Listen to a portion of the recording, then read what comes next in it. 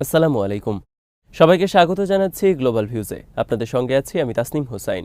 আজ জানাবো আন্তর্জাতিক গণমাধ্যমে আলোচিত সংবাদ ও বিশ্লেষণ। ফিলিস্তিনি প্রতিরোধ আন্দোলন হামাস এবং ইসরায়েলের মধ্যে চূড়ান্ত হতে যাওয়া চুক্তিকে যখন সম্পূর্ণ পরাজয় হিসেবে বিবেচনা করছেন ইসরায়েলি কর্মকর্তারা, তখন গাজা থেকে সেনা প্রত্যাহার শুরুর প্রস্তুতির কথা জানিয়েছে ইসরায়েলি মিডিয়া। এর মধ্যেই ইয়েমেনি যোদ্ধাদের হামলায় আবারও কেঁপেছে তেল আবিব। আক্রান্ত হয়েছে একটি বড় বিদ্যুৎ কেন্দ্র। পশ্চিম তীরে ইসরায়েলি সেনাদের উপর প্রচণ্ড আঘাত হেনেছেন ফিলিস্তিনি যোদ্ধারা। ইয়েমেনের হুথি আনসারাল্লাহ আন্দোলনের নেতৃত্বাধীন সশস্ত্র বাহিনীর মুখপাত্র ব্রিগেডিয়ার জেনারেল ইয়াহিয়া সারি মঙ্গলবার সন্ধ্যায় জানান, তেল আবিবের কয়েকটি গুরুত্বপূর্ণ স্থানে শীর্ষস্তরের একটি সামরিক অভিযান পরিচালনা করেছে তাদের ড্রোন ইউনিট। সারি জানান, ক্রুজ মিসাইল ব্যবহার করে দক্ষিণ ইসরায়েলের এইলাত এলাকার বিদ্যুৎ কেন্দ্রকে লক্ষ্য করে আরেকটি সামরিক অভিযান চালানো হয়। ইয়েমেনি মুখপাত্র নিশ্চিত করেন, দুটি অভিযানেই তাদের অভীষ্ট লক্ষ্য অর্জিত হয়েছে। ফিলিস্তিনি জনগণ ও তাদের প্রতিরোধ সংগ্রামের প্রতি সংহতি, গাজায় ইসরায়েলি বর্বরতার প্রতিক্রিয়া এবং ইয়েমেনে ইসরায়েলি আগ্রাসনের প্রতিশোধ হিসেবে অভিযানগুলো পরিচালিত হয় বলে জানান ব্রিগেডিয়ার সারি। তিনি জোর দিয়ে বলেন, শিগগিরই ইসরায়েলের আরও কয়েকটি সামরিক অবস্থানে অভিযান চালানোর পরিকল্পনা রয়েছে তাদের সশস্ত্র বাহিনীর। আল মায়াদিনের খবরে বলা হয়, ইয়েমেন থেকে হাইপারসনিক ব্যালিস্টিক মিসাইল হামলার পর মঙ্গলবার ভোরে তেল আবিব, হার্জলিয়া, রিশন লেজিয়ন, বেইত শেমেশ, পেটাজ তিকভা নগর বসতি সহ মধ্য ইসরায়েলের বিভিন্ন এলাকায় সাইরেন বেজে ওঠে। আশ্রয়কেন্দ্রে যাওয়ার হুড়োহুড়িতে অন্তত 11 ইসরায়েলি আহত হন। হামলার পর ইয়েমেনি মুখপাত্র জানান, অভিযানে ইসরায়েলের প্রতিরক্ষা মন্ত্রণালয়কে লক্ষ্য করে প্যালেস্টাইন-2 হাইপারসনিক ব্যালিস্টিক ক্ষেপণাস্ত্র নিক্ষেপ করা হয়। ইসরায়েলের সব ধরনের প্রতিরক্ষা ব্যবস্থাকে ব্যর্থ করে তাদের ক্ষেপণাস্ত্র লক্ষ্যে আঘাত হানতে সক্ষম হয় বলে জানান ইয়াহিয়া সারি। আল মায়াদিনের খবরে বলা হয়, পশ্চিম তীরের জেনিন গভর্নরেটে অনুপ্রবেশ করা ইসরায়েলি বাহিনীর সঙ্গে বুধবার ভোরে তীব্র লড়াইয়ে অবতীর্ণ হন ফিলিস্তিনি যোদ্ধারা। ইসলামিক জিহাদের আল কুদস ব্রিগেডসের জেনিন ব্রিগেড জানিয়েছে, তাদের কাবাতিয়া গ্রুপের যোদ্ধারা অনুপ্রবেশের জন্য অগ্রসরমান ইসরায়েলি সামরিক যানগুলোতে কয়েকটি উচ্চ শক্তির ইম্প্রোভাইজড এক্সপ্লোসিভ ডিভাইসের বিস্ফোরণ ঘটান। কাবাতিয়া শহরে মিলিটারি গ্রেডের একটি বুলডোজারেও আঘাত করেন তারা। তাছাড়া অনুপ্রবেশের সময় বেশ কয়েকটি ফ্রন্টে ইসরায়েলি সেনাদের সঙ্গে তাদের প্রচণ্ড লড়াই হয়। স্থানীয় সংবাদ মাধ্যমগুলো জানায়, বুধবার সকালে বেইত লাহমের কালকিলিয়া শহরের কয়েকটি বাড়িতে তল্লাশি চালায় দখলদার বাহিনী। শেষ খবর পাওয়া পর্যন্ত তাদের প্রতিহত করতে তীব্র লড়াই চালিয়ে যাচ্ছিলেন ফিলিস্তিনি যোদ্ধারা। গাজা উপত্যকায় যুদ্ধবিরতি প্রতিষ্ঠার বিষয়ে ইসরায়েল এবং হামাস একটি চুক্তির সবচেয়ে কাছাকাছি অবস্থানে রয়েছে বলে জানিয়েছেন কাতারের পররাষ্ট্র মন্ত্রণালয়ের মুখপাত্র মাজেদ আল আনসারি। মঙ্গলবার দোহায় এক সংবাদ সম্মেলনে তিনি বলেন, দুই পক্ষ আলোচনায় এতটা অগ্রসর আর কখনো হয়নি। চুক্তির প্রধান বাধাগুলো অপসারিত হয়েছে জানিয়ে আনসারি বলেন, সম্ভাব্য যুদ্ধবিরতি চুক্তির চূড়ান্ত ধারাগুলো নিয়ে কাজ চলছে। দুই পক্ষের মধ্যে এমন কিছু বিষয় ছিল যেগুলোকে বিগত কয়েক মাস ধরে সমাধান করা যাচ্ছিল না, কিন্তু গত 2 সপ্তাহে সেসব সমস্যার সমাধান করা হয়েছে। তবে চুক্তি চূড়ান্ত না হওয়া পর্যন্ত আন্তর্জাতিক সমাজকে তাদের আকাঙ্ক্ষার পারদ নিয়ন্ত্রণে রাখার পরামর্শ দেন এই মুখপাত্র। মাজেদ আল আনসারি আলোচ্য চুক্তির বিস্তারিত না জানালেও সংশ্লিষ্ট সূত্রগুলোর বরাত দিয়ে গণমাধ্যমের প্রকাশিত খবরে জানা গেছে, গাজায় কয়েক ধাপে যুদ্ধবিরতি চুক্তি বাস্তবায়িত হবে। এর প্রথম পর্যায়ে মেয়াদ হবে 42 দিন। এ সময় হামাস 33 জন ইসরায়েলি পণবন্দীকে মুক্তি দেবে। এর বিনিময়ে ইসরায়েল কয়েকশো ফিলিস্তিনি বন্দীকে মুক্তি দেওয়ার পাশাপাশি গাজার জনবহুল এলাকাগুলো থেকে সেনা সরিয়ে নেবে এবং উত্তর গাজার অধিবাসীদেরকে তাদের ঘরবাড়িতে ফিরে যাওয়ার সুযোগ দেবে।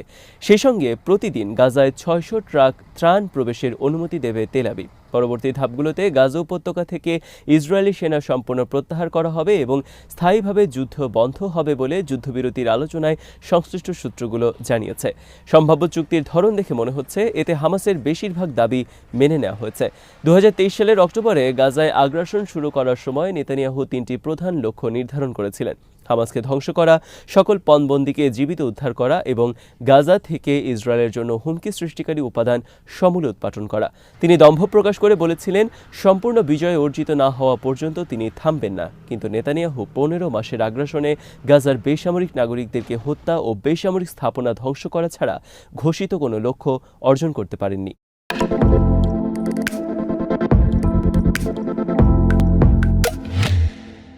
ইসরায়েলি মিডিয়াগুলো মঙ্গলবার খবর দিয়েছে সেনাবাহিনী গাজা থেকে নিজেদের প্রত্যাহারের প্রস্তুতি শুরু করেছে।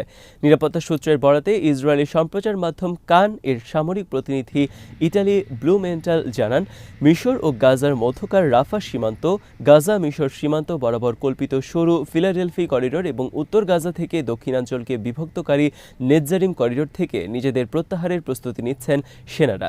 চুক্তি স্বাক্ষরের পরপরই যাতে প্রত্যাহার শুরু করা যায় সেই প্রস্তুতি চলছে। তিনি জানান, গাজা উপত্যকা থেকে ধাপে ধাপে সেনা প্রত্যাহার করা হবে এবং উপত্যকার বাইরে সেনা মোতায়েন বাড়ানো হবে। চুক্তির শর্ত অনুযায়ী প্রায় 1 কিলোমিটারের বাফার জোনও প্রতিষ্ঠা হবে বলে উল্লেখ করেন এই প্রতিনিধি। গাজা যুদ্ধে নিহত ইসরায়েলি সেনাদের পরিবারবর্গের সংগঠন গেভুরা ফোরামের বরাতে হিব্রু ভাষার রেডিও চ্যানেল 103 FM জানিয়েছে, গাজা উপত্যকায় হামাসের সঙ্গে সম্ভাব্য যুদ্ধবিরতি চুক্তি হবে ইসরায়েলের জন্য সম্পূর্ণ পরাজয়। ওই ফোরামের সভাপতি ইয়েহোশুয়া শানি বলেছেন, যে চুক্তির কথা শোনা যাচ্ছে তা তেল আবিবের জন্য সম্পূর্ণ বিজয় হবে না, বরং সম্পূর্ণ পরাজয় হবে। শানির ছেলে লেফটেন্যান্ট মোরদেখাই শানি ছিলেন গোলানি ব্রিগেডের প্লাটুন কমান্ডার। 2023 সালের 7 অক্টোবর আল আকসা ফ্লাড অভিযানের দিন হামাস যোদ্ধাদের হামলায় নিহত হন তিনি। শানির নেতৃত্বাধীন ফোরাম হামাসের সঙ্গে ইসরায়েলের যুদ্ধবিরতি চুক্তির বিরোধিতা করে বলেন, প্রধানমন্ত্রী নেতানিয়াহু নির্বাচিত মার্কিন প্রেসিডেন্ট ডোনাল্ড ট্রাম্পের চাপের কাছে নতি স্বীকার করেছেন। শানি চরম ক্ষোভের সঙ্গে বলেন, নেতানিয়াহু সম্ভবত ট্রাম্পের চাপের কাছে হার মেনেছেন। গেভুরা ফোরামের সভাপতি আরও জানান, বহু মাস আগে থেকে নেতানিয়াহু যে চুক্তির বিরোধিতা করে আসছিলেন, এখন তিনি সেই চুক্তি মেনে নিতে যাচ্ছেন। ইহুদিবাদী পত্রিকা ইসরায়েল হায়মের খবরে বলা হয়েছে, যুদ্ধের সমাপ্তি লগ্নে এসে ইসরায়েলি সেনাবাহিনী স্বীকার করছে হামাসের সামরিক সক্ষমতা অনেকাংশে অক্ষত রয়েছে। বিশেষ করে সাম্প্রতিক দিনগুলোতে উত্তর গাজায় 16 সেনা হারানোর পর বেইত হানুনে প্রতিরোধ যোদ্ধাদের বীরত্বের কথা উল্লেখ করেছে পত্রিকাটি। খবরে বলা হয়, শুধু সোমবারই বেইত হানুন শহরে 5 ইসরায়েলিকে জীবন দিতে হয়েছে। এক সপ্তাহের মধ্যে প্রাণ গেছে আরও 10 সেনার। পত্রিকাটির তথ্য অনুযায়ী 3.5 মাস আগে উত্তর গাজায় শুরু হওয়া সামরিক অভিযানে অন্তত 55 সেনা নিহত হন। এর মধ্যে বেইত হানুনে নিহত হন 16 জন। সোমবার ইসরায়েলি মিডিয়া জানায়, প্রতিরোধ যোদ্ধারা বেইত হানুনের একটি ভবন উড়িয়ে দিলে 5 সেনা নিহত হন এবং 8 জন গুরুতর আহত হন। গাজায় যুদ্ধবিরতি চুক্তি হলে নেতানিয়াহুর জোট ছাড়ার হুমকি দিয়েছেন দেশটির উগ্রপন্থী নেতা ও জাতীয় নিরাপত্তা মন্ত্রী বেন গাভির। ইসরায়েলে ইরানের ড্রোন ও ক্ষেপণাস্ত্র হামলার পর ইরানের সর্বাত্মক হামলার পক্ষে জোরালো মত দিয়েছিলেন মন্ত্রিসভার এই বিতর্কিত সদস্য। তাছাড়া গাজায় অবৈধ ইহুদি বসতি স্থাপনের কট্টর সমর্থক তিনি। বেন গাভির দাবি করেন, গত 1 বছরে তিনি একাধিকবার হামাসের সঙ্গে বন্দি বিনিময় চুক্তি ব্যর্থ করতে সক্ষম হয়েছেন। একই সঙ্গে মন্ত্রিসভার আরেক উগ্রপন্থী সদস্য অর্থমন্ত্রী বেজালেল স্মোট্রিচকে আবারও চলমান চুক্তি আলোচনা ব্যর্থ করতে তার সঙ্গে যোগ দেওয়ার আহ্বান জানান। তার ভাষ্য, এটি হামাসের কাছে আত্মসমর্পণ করার চুক্তি। বেন গাভিরের এমন মন্তব্য বন্দীদের স্বজন এবং বিরোধী আইন প্রণেতাদের তীব্র সমালোচনার মুখে পড়েছে।